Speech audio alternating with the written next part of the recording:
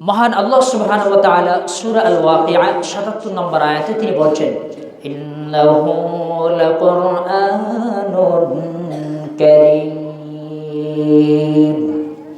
অত্র আয়াতের বিবরণে আল্লাহ সুবহানাহু ওয়া তাআলা তিনি বলেছেন, নিশ্চয়ই এই কোরআন হলো সম্মানিত কিতাব।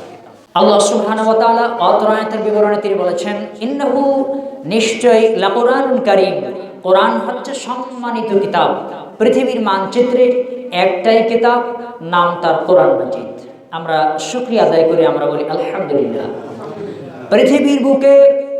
পৃথিবীর বুকে কোনো ব্যক্তি, কোনো দার্শনিক, কোন কবি, কোনো সাহিত্যিক আজও পর্যন্ত একথা বলতে পারেনি যে আমার এই বইটি, আমার এই লেখনীটি একেবারে নিষ্কলুষ সুন্দর, কোনো ভেজাল নেই। একথা পৃথিবীর কোনো দার্শনিক, কোনো লেখক বলতে পারেনি।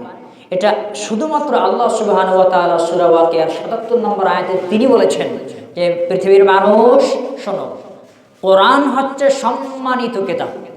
পৃথিবীর বুকে সম্মানিত কিতাব কয়টি বলেন? একটি, নাম তার কি?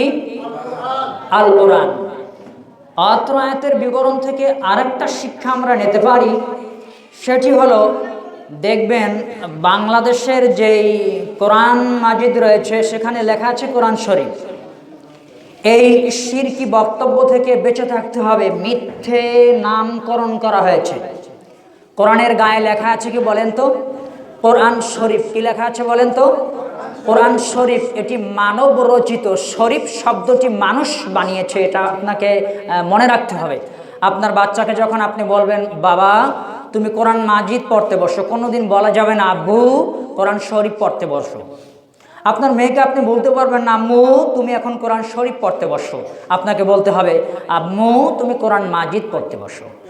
অত্র আয়াতের বিবরণে আল্লাহ সুবহানাহু ওয়া তাআলা তিনি বলেছেন, ইন্নাহু লাকুরআনুন কারীম, আমি এই কোরআনের নাম রাখলাম কারীম। সুবহানাল্লাহ। আল্লাহ তাআলা যেখানে নিজে কোরআনের নাম রেখেছেন কারীম, আল্লাহ সুবহানাহু ওয়া তাআলা তিনি নিজে কোরআনের নাম রেখেছেন কি? কারীম। চলুন সামনে বারে আমরা সূরা বুরুজের দিকে তাকাই।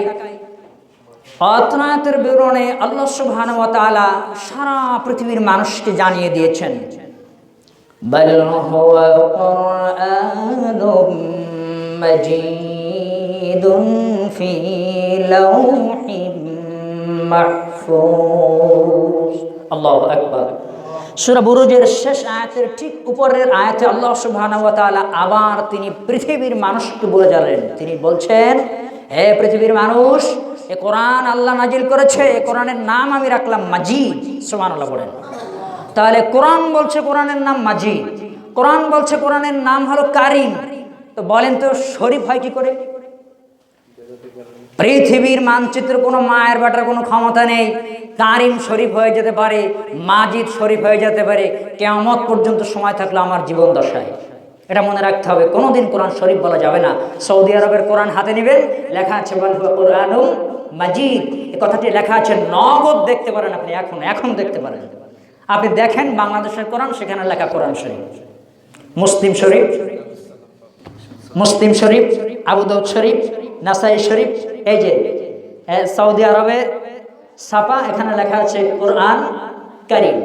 সুবহানাল্লাহ বলেন। তো এই হলো অবস্থা আমাদের, যে পৃথিবীর মানচিত্রে এত দামি একটা কিতাবের গায়ে সূচনাতে, ইন্ট্রোডাকশনই লেখা আছে মিথ্যে। এত বড় দামি কিতাব পৃথিবীতে আর নেই। এত বড় দামি কিতাবের একেবারে উপরেই লেখা আছে একটা মিথ্যে। ইমাম কথা বলছে না, মুহাদ্দিস কথা বলছে না, শাইখুল হাদিস কথা বলছে না, বুখারী সাহেব কথা বলছে না, মুসলিম সাহেব কথা বলছে না, আবু দাউদ সাহেব কথা বলছে না। কথা নাকি বলাই যায় না, কথা বললেই নাকি সমস্যা, কথা নাকি বলাই যায় না।